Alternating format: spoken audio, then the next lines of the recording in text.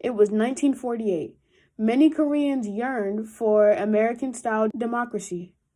The citizens of Korea believed that they should get the same rights as Americans. Korea had been released in 1945 from 35 years in Japan's unfathomable colonial control. So, they thought it was only fair to have their well-deserved rights.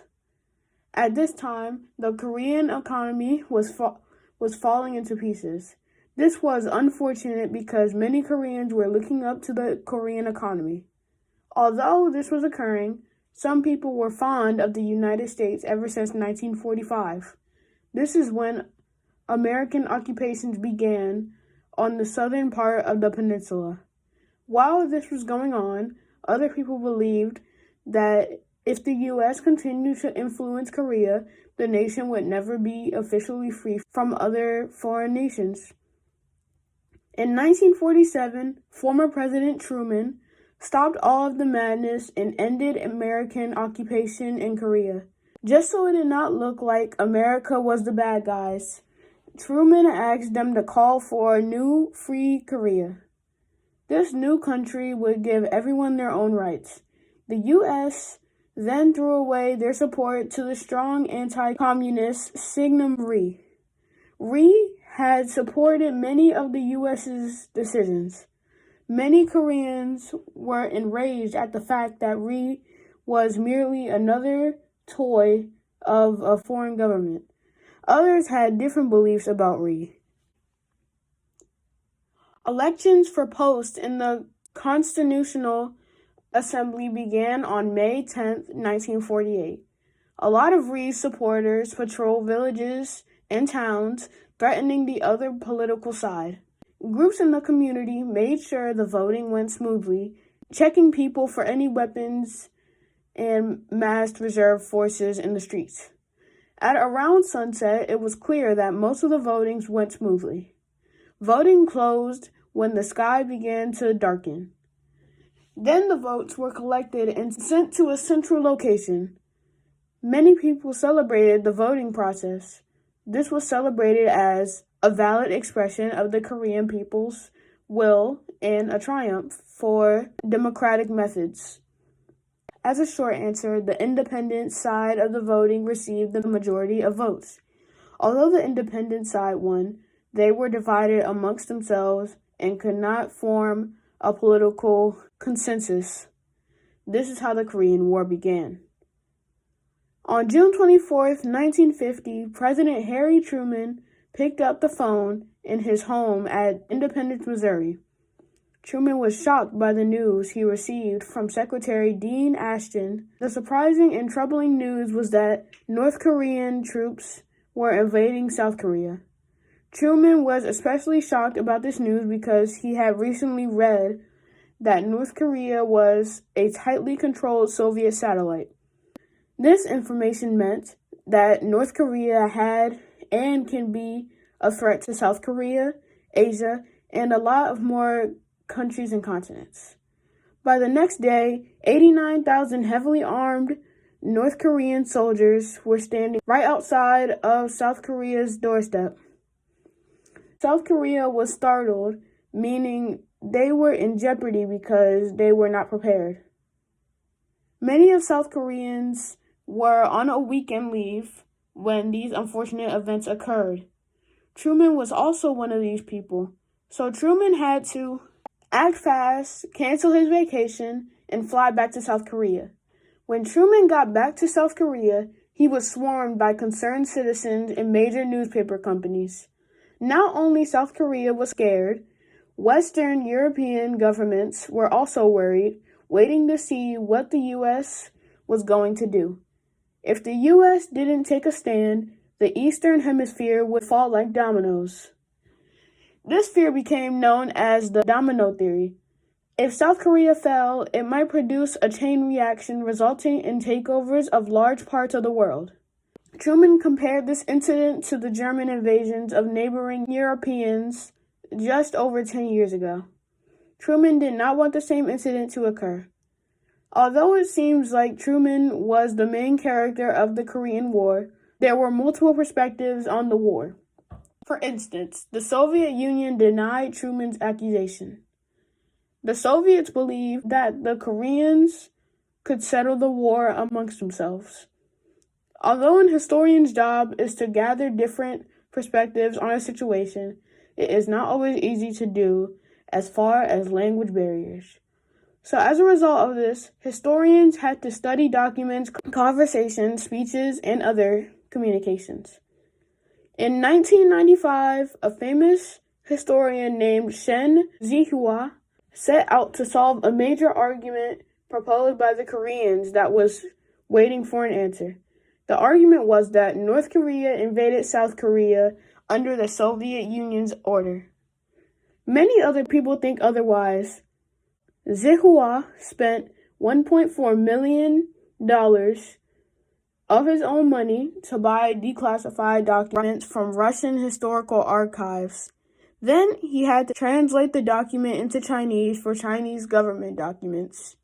Zihua then found out that someone named Stalin encouraged someone named Mao Zedong to support North Korea's invasion plan, promising the Soviets air cover to protect the North Korean troops.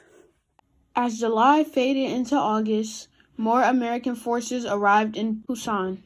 Their job was to defend the newly established perimeter. As American forces marched between the two cities, North Korean troops who had been positioned in the hills above the road ambushed them and started firing heavily. When all was said and done, 300 American troops were killed, injured, or imprisoned. Many men were forced to retreat back to Busan. By early August, the United States Air Force had begun providing air cover for the UN forces. American planes began destroying bridges, roads, and streets that the North Koreans were using to their advantage.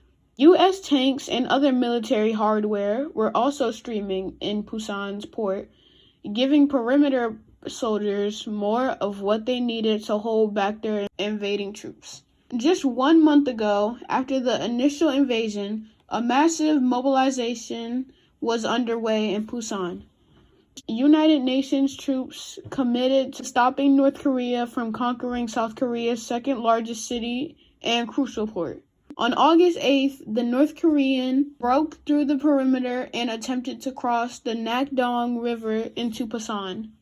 UN commanders sent every available man to the front lines. The battle went on for 10 gruesome days.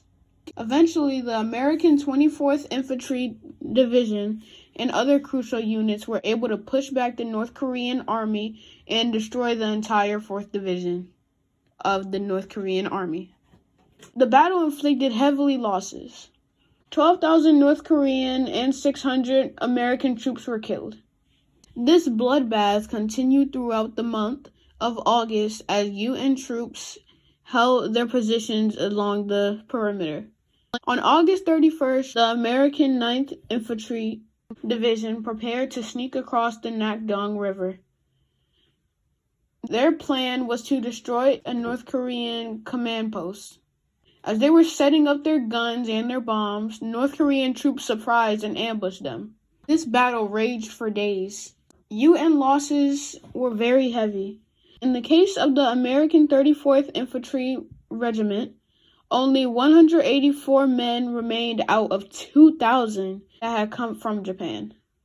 Andrew Freeman Dunlap remembered his experience fighting along the perimeter. On September 1st, he got shot 5 times.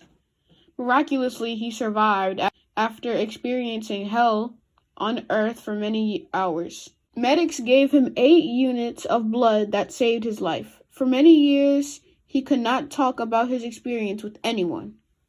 Through all the unimaginable bloodshed, the tide of the war seemed to be shifting. The North Koreans had made a serious error.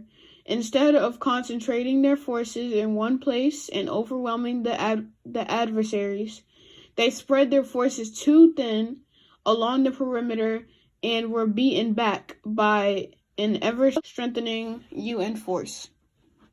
By the middle of September, it was becoming very clear that the North Koreans would not be able to move beyond the Pusan perimeter. As we all know by now, North Korea invaded South Korea on June 25th, 1950.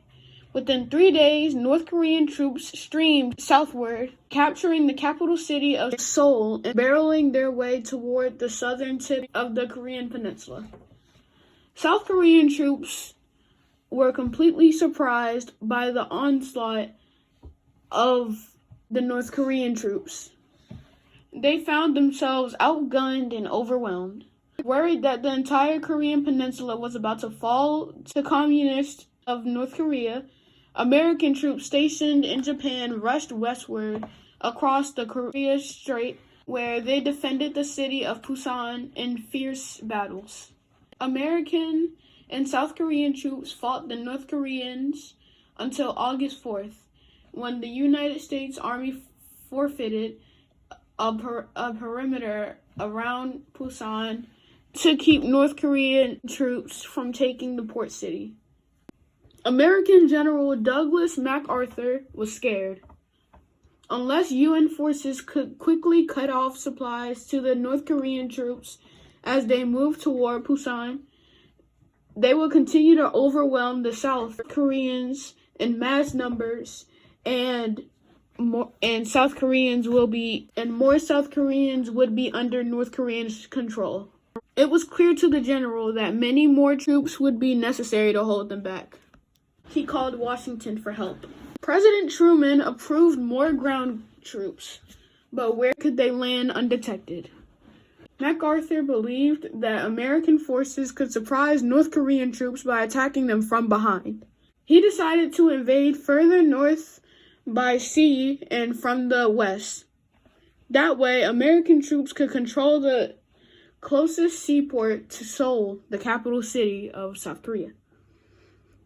Once they landed, they could move south of the capital city, Seoul, outflanking North Korean troops and sealing off the southern part of the peninsula of South Korea. The plan was logical, but also brazen and fraught with danger. The port of Incheon was the most logical place for such a surprise, but it had two major flaws.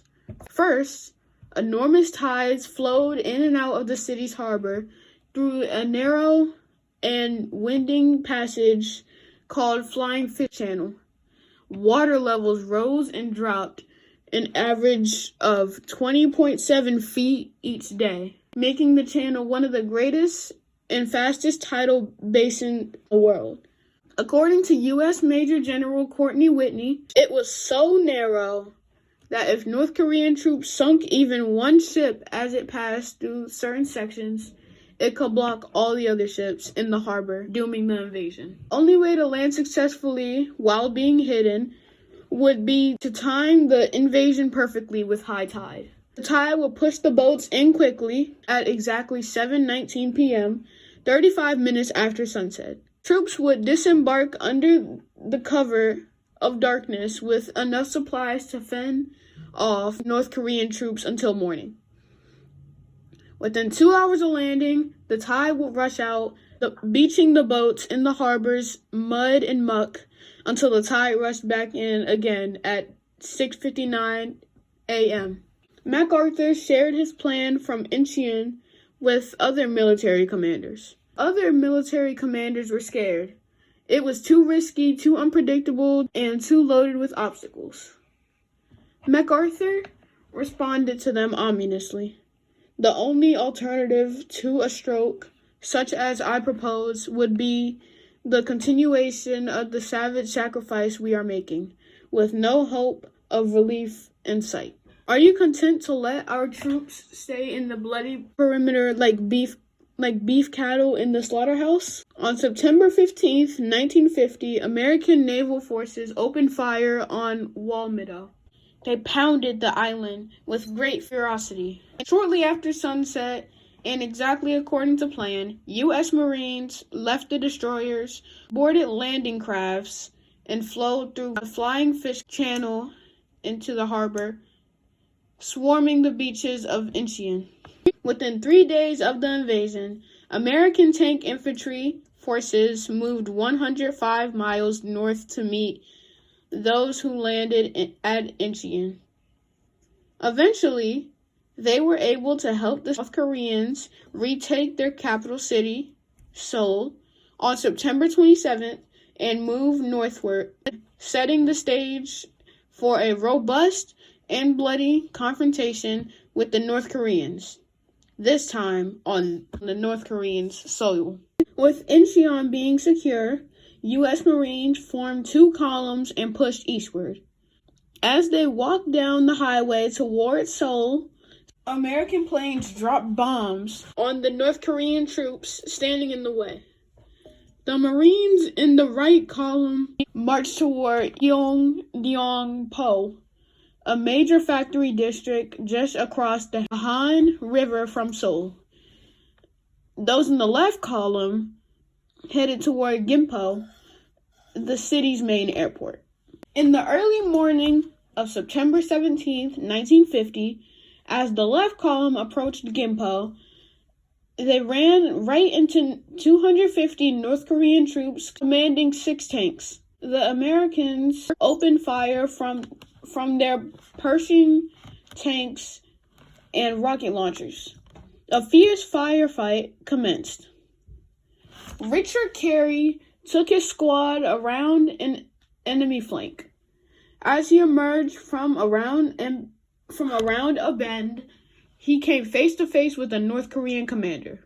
At that moment, Carey took out his pistol. The commander raised his hands. By reflex, Carey opened fire. At first, he thought he had killed the commander, but he had merely shot his belt off. The commander, stunned, surrendered his entire platoon. When all was said and done, 200 North Korean troops lay dead and their tanks smoldering ruins.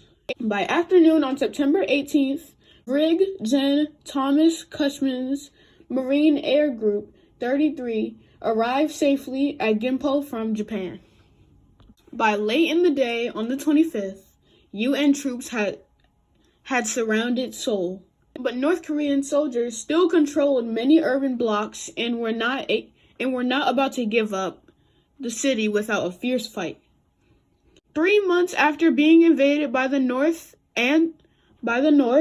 South Korea had its capital back.